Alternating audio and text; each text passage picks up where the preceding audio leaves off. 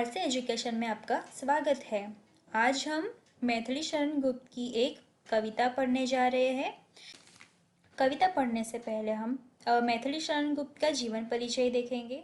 तो मैथिली शरण गुप्त का जन्म 3 अगस्त 1886 में हुआ था। उनके पिता का नाम सेठ रामचरण कनकने था। माता का नाम काशीबाई था। मैथिली शरण गुप्त बहुत बड़े राष्ट्रीय कवि थे। उनकी एक रचना हम यह आज पढ़ने जा रहे हैं, वेदने तू भी भली बनी। ये कविता काव्य संग्रह साकेत के 9वें सर्ग से ली गई है और इसे वियोग श्रृंगार कहा जाता है। श्रृंगार रस माने रसराज। श्रृंगार रस के 2 भेद होते हैं, पहला संयोग श्रृंगार और दूसरा वियोग श्रृंगार। संयोग श्रृंगार में नायक नायिका एक साथ होते हैं और वियोग श्रृंगार में नायक नायिका दूर होते हैं। तो ये वियोग श्रृंगार की कविता है और इस कविता में उर्मिला का विरह चित्रण किया है कि उर्मिला माने लक्ष्मण की पत्नी और ये साकेत माने राम की कथा। और ये जो उर्मिला है वो लक्ष्मण की पत्नी होती है। जैसे कि लक्ष्मण राम के साथ वनवास में चले जाते हैं तो उर्मिला अकेले ही रहती है और उसका विरह चित्रण किया है। तो सबसे पहले मैं आपको ये कविता पढ़ के सुनाऊंगी, फिर आपको समझाऊंगी। वेदने तू भी भली बनी, पाई मैंने आज तुझी में अपनी चाह धनी। नई किरण छोड़ी है तूने, तू वह हीर कनी। सजग रहूं मैं साल हृदय में, ओ प्रिय विशिक अनी। वेदने तू भी भली बनी, ठंडी होगी न देह मेरी, रहे दगंबू सनी। तू ही उष्ण उसे रखेगी मेरी तपन मनी।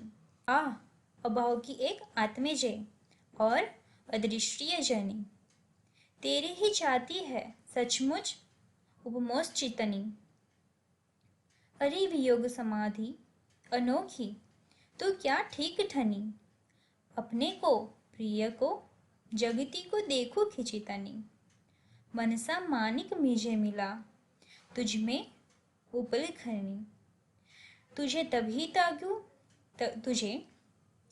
त्यागू जब सजनी पाओ प्रणय धनी।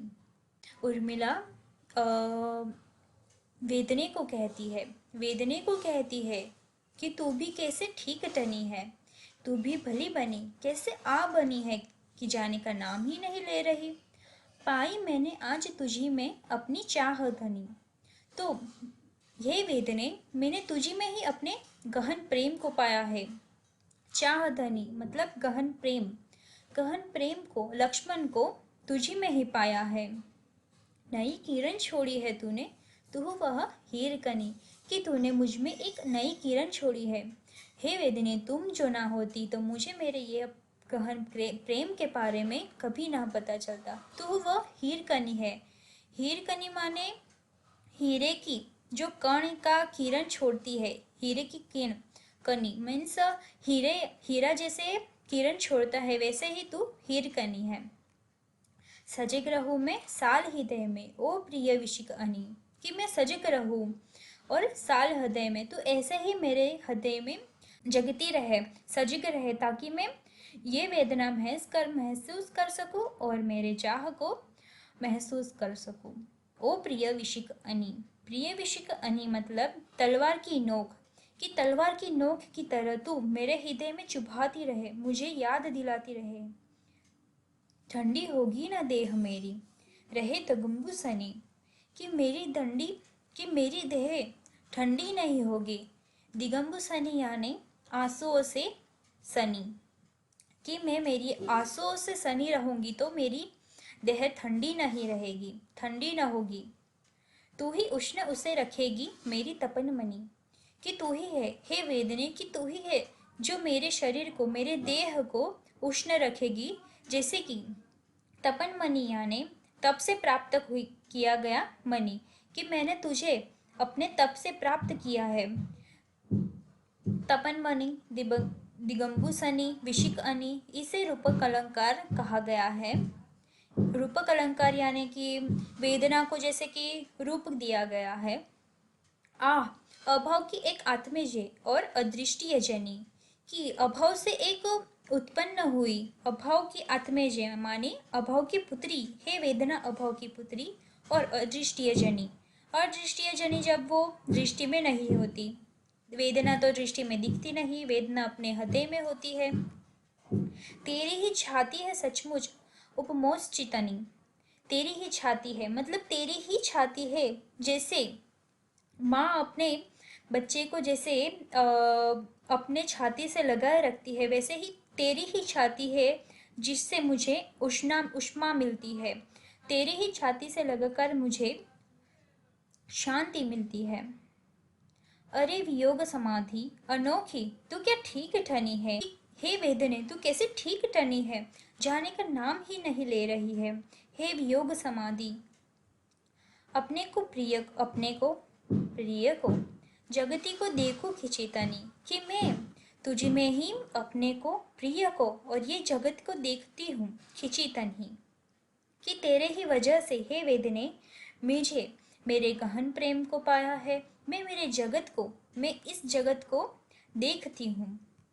मनसा मानिक मुझे मिला है तुझ में उपलखनी, कि मन जैसा मानिक, माणिक यानी मन के जैसा माणिक मतलब लक्ष्मण, मन जैसा मानिक यानी लक्ष्मण, कि लक्ष्मण मन जैसा मानिक मुझे तुझी में ही मिला है। उपलखनी यानी कोयले के खान में से कोयले की खान, कि कोयले की खान में ही खान से मुझे मनसा मानिक मिला है, मनसा मोती मिला है। तुझे तभी तागू सजनी जब पाओ प्राणधनी, की उर्मिला कहती है कि सजनी, देखिए वेदना को भी वो सजनी का रूप दे देती है, कि हे सजनी हे वेदनी, मैं तभी तुझे त्यागूंगी जब मेरे प्राणधनी यानी लक्ष्मण, मेरे प्राणधनी प्रिय लक्ष्मण जब घर आएंगे तभी मैं तुझे त्यागूंगी। ये थी मैथिली शरण गुप्त की एक कविता। आशा है कि आपको समझ आई होगी। तो हमारे इस चैनल को लाइक कीजिए, सब्सक्राइब कीजिए और शेयर कीजिए।